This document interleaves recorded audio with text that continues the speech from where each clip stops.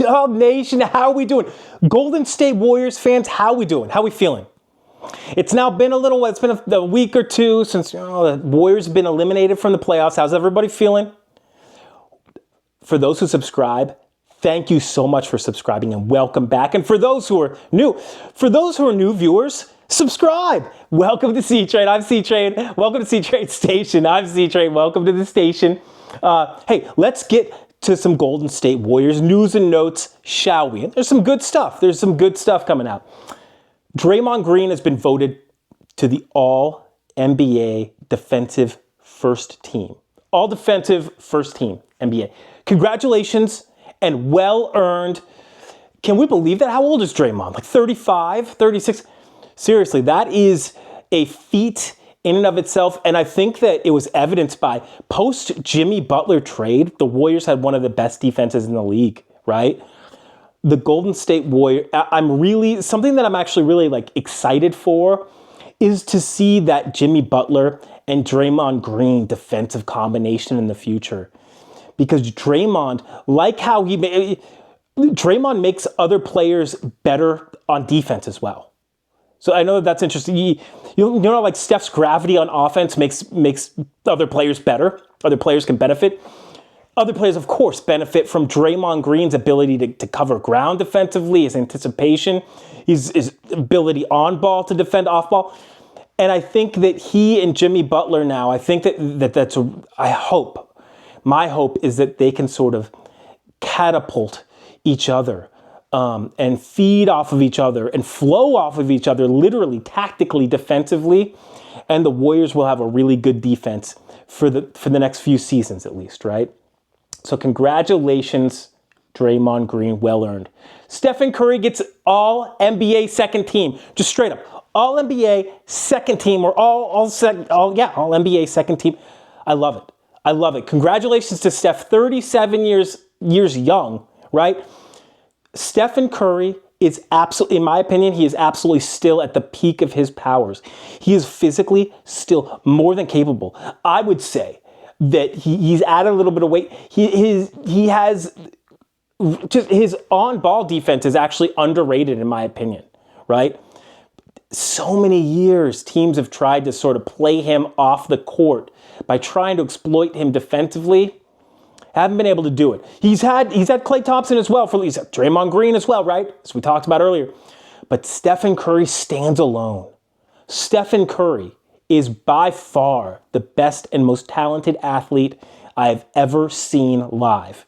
And he is my favorite athlete of all time. So congratulations, Stephen Curry. Moses Moody had UCL surgery, I think, on his thumb. It was successful, and he's expected to make a full recovery for training camp. Some real quick thoughts on that. I think it stinks because he has a lot of work to do this summer. But we do have to ask the question. Moses Moody, for all intents and purposes, was almost unplayable at the end of the playoff series against the Timberwolves, right? He was legitimately unplayable. Did a lot of that have to do with his injury, right? Because if he's not the greatest dribbler anyway, if that's compromised, his ability to dribble, and that shooting with his thumb, it's something to look at. And I'm hoping that led to some of his issues, and now that that's corrected, some of those issues won't be there, because he's got to be playable, right? But here's the bottom line with Moses Moody. The Warriors did well with Moody in the starting lineup. Sure, was he the weakest link? I don't even know. It doesn't matter. The Warriors won a lot of games with Moses Moody as a starter. I think at one point they were like 18-3. There was something ridiculous with Moses Moody starting, right? Here's some NBA rumors, though. Here's some rumors are starting to go around the spheres. I check a bunch of stuff. I check the forums, I check the Twitter, the X, whatever we call it these days. Here, let's just get to it, though. The Warriors are said to be potentially interested in the likes of, and I said this last video as well, but Kobe White, Brook Lopez, and now Kristaps Porzingis' name has been, I guess he's a player that they've long since looked at, right? To Kobe White, Brook Lopez, and Kristaps, I said the more the merrier. I love all those three players. And I think that all three of them would be great on the at least good on the Warriors, right? Kobe White can score. He can get buckets now, right? He exploded for some points for the Chicago Bulls. Brook Lopez, he can play good positional defense, and he's a big. Then the Warriors will finally have some access to size, and he's a smart big. He's incredible, and he's got a little bit of range. He is 37, so, but I love him. Went to Stanford. Hopefully, he sort of come home, right? And Kristaps Porzingis, the price would have to be right with Kristaps. So I don't see that. So it's like I don't see the Warriors trading Kuminga for Kristaps, but I think that the Warriors would trade the likes of like Moody and a lot of change and draft capital. I don't think that's going to get it done. I think that another team will probably honestly outbid the Warriors for Kristaps, but I like the fit. I also like Rick Celebrini. Who's that? He's the Warriors trainer. He's their physical therapist trainer, and he is one of the better ones in the league. And I would trust a player like Kristaps with our medical team. I know that sounds funny, but it's just true. Any of those three players drastically improves the squad. You're like C-Train, Brook Lopez wouldn't play like 17 to 20 minutes a game. Drastically, I believe, would improve the squad. The Warriors need some vets who just are sort of automatic, who aren't going to, when they play, it's like their margins are going to be slimmer, but in a good way. For example, it's like Brook Lopez will get you somewhere between 9 and 13 points a game. He's not going to score 0 a lot of times, but he's not going to score like 30, right? But he's definitely going to be close to the average. As opposed to, and this is no offense, but this is just like a fact, right? We look at Warriors role players, Quentin Post, Moses Moody. They're liable to hit 2 one game and then 22 another game.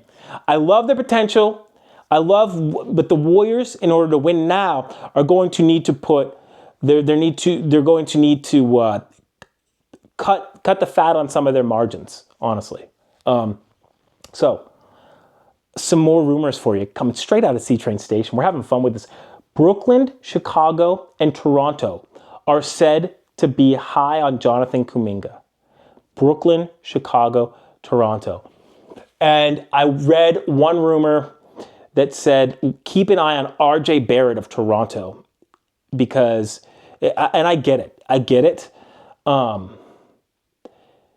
RJ Barrett, I looked at a lot of highlights. I think he is a few too many turnovers per game for my liking. Also, he needs the ball a little bit too much for my liking as well. But I see where people are going with that. And I'll tell you this, and this is interesting, because they're different. If RJ Barrett could be more along the lines of Jordan Poole and Sean Livingston, those two players aren't alike, but listen to this, I'll continue. And less along the lines of D'Angelo Russell. Because RJ Barrett gives me shades of D'Angelo Russell, which is like, I need the ball to make things happen, but my team isn't going to be great when I have the ball, right? I don't see that as much.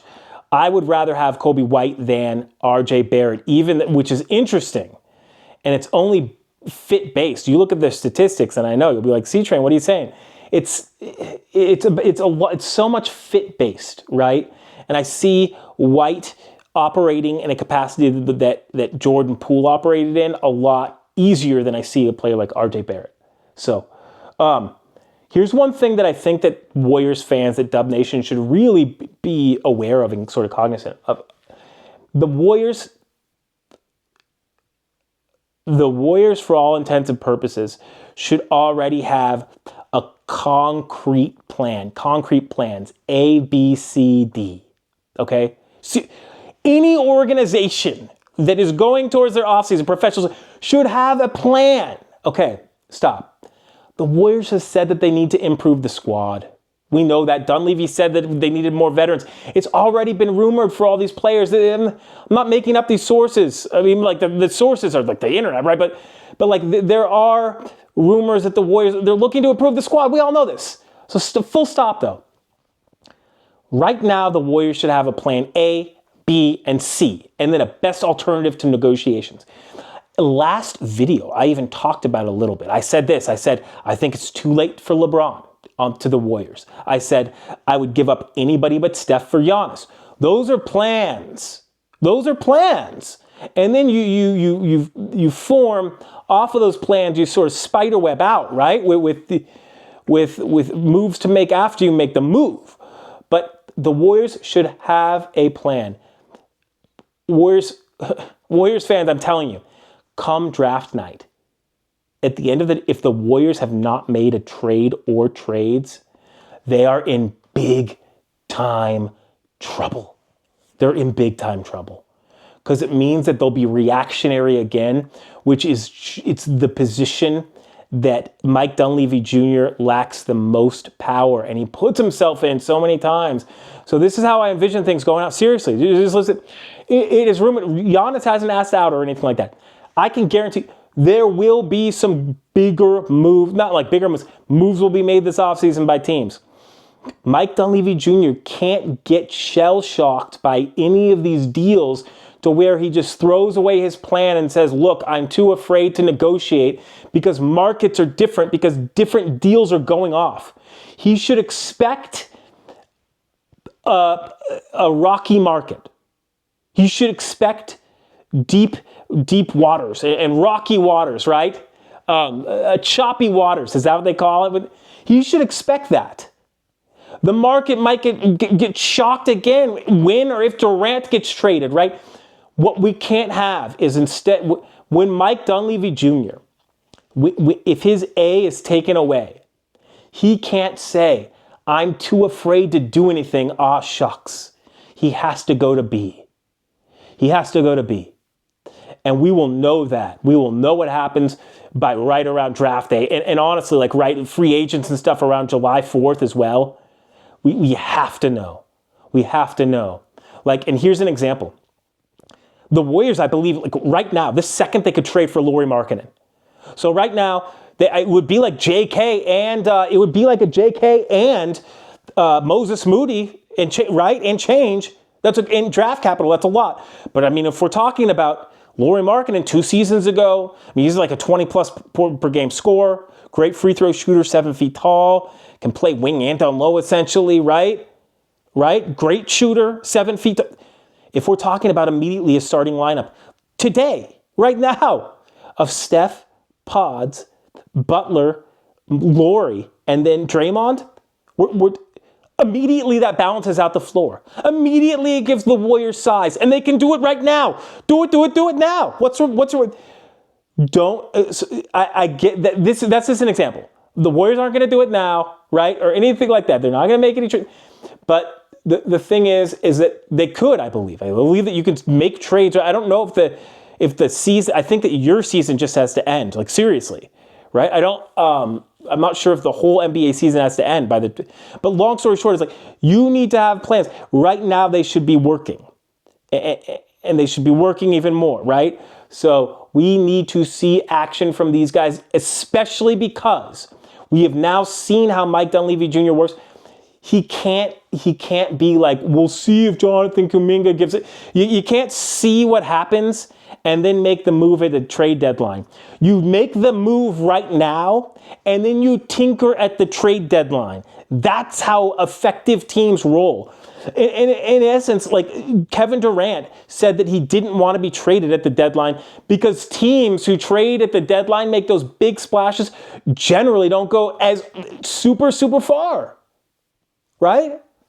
So, I mean, look at the Warriors. Look at the Lakers. It's true. So, Warriors got to make some moves. Got to see some action. It's rumored, and I think that this is off the table because he wasn't named to an all-NBA team. It's rumored that the Memphis Grizzlies might not, that they're going to go in some different directions. Even John Morant might be on the trade block, but it's rumored that that potentially in the last year of his contract, the Memphis Grizzlies don't want to give Jaren Jackson Jr. that max contract. I'll just tell you what. I'll just say this. I'll say that Jonathan Kuminga would kill on the Memphis Grizzlies.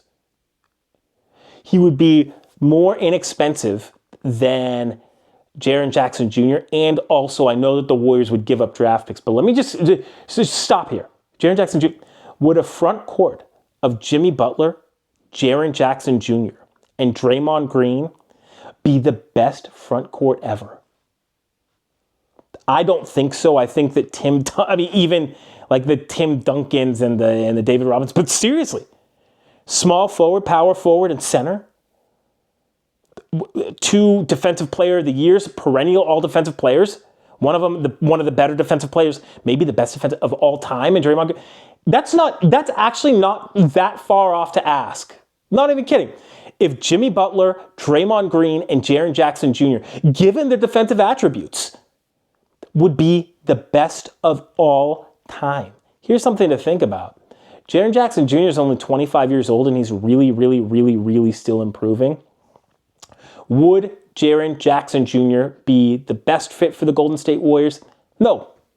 Does Jaren Jackson Jr. have the size, defensive capability, and is developing as a playmaker in space? Is he? Yes. Yes, he is. Here's the deal. It is seriously rumored that they might not want to spend the max.